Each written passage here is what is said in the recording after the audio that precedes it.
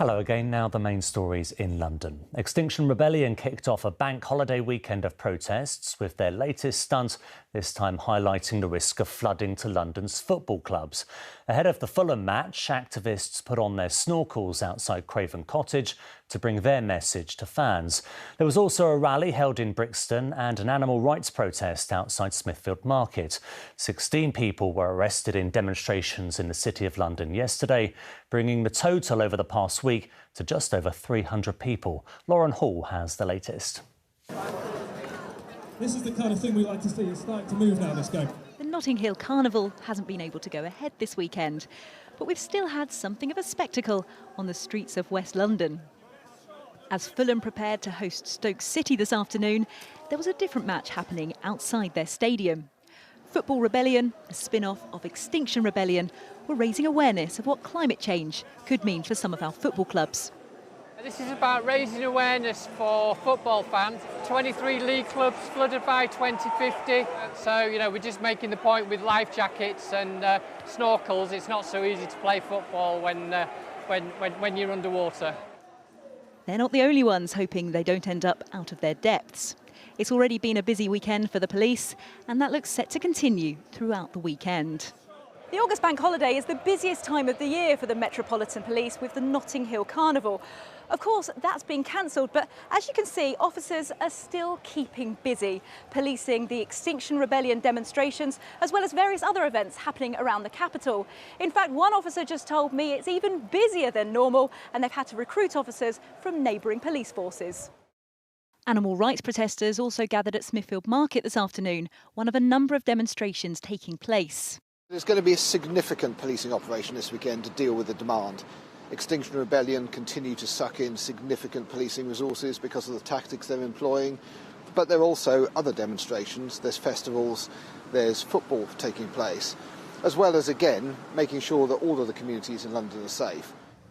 Over on Ladbroke Grove, they're maintaining a presence where the carnival would have been.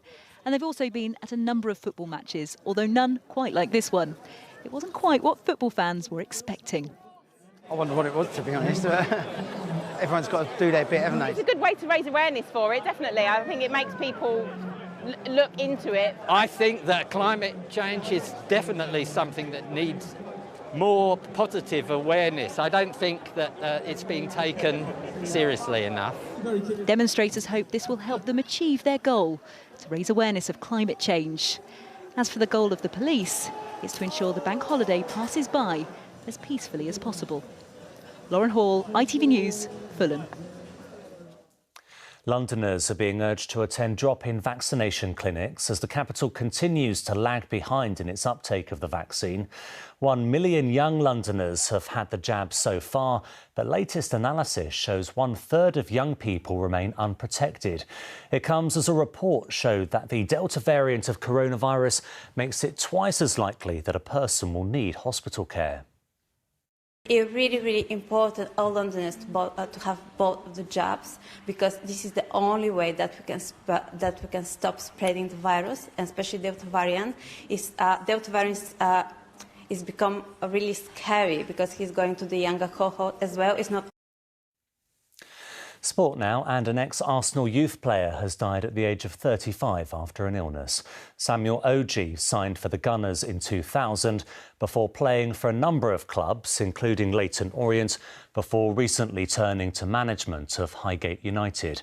In a tweet, the club announced that their beloved captain, leader and legend had died, leaving behind his family and children. It was another successful day for London's Paralympians competing in Tokyo. 21-year-old Thomas Young from Croydon made his Paralympic debut by becoming the first to win gold in the men's 100-metre T38 event. Meanwhile, Ealing's Dimitri Kucher won yet another bronze in the wheelchair fencing men's foil individual category B, adding to his tally of 2 earlier medals. OK, let's have a look at the weather now. Here's James Wright.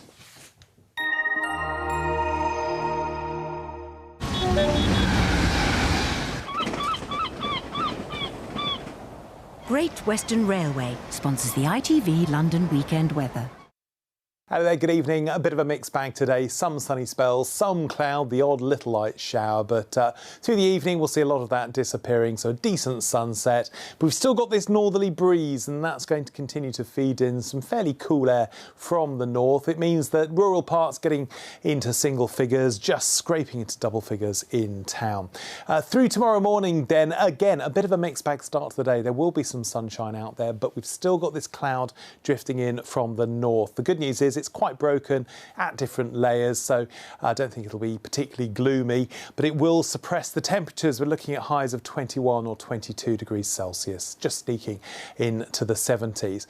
The weather we've got tomorrow is indicative of the weather over the next few days. High pressure out towards the northwest of Scotland just stays there through Tuesday, through Wednesday, maybe even into Thursday. So it's going to continue to drag in that cool air from the north and just variable amounts of clouds. So like I say, pretty routine weather over the next few days. We might get to 23 on Monday, but slowly getting cooler as we head towards the middle of the week. Great Western Railway sponsors the ITV London weekend weather. That's it. Have a good evening. Bye-bye.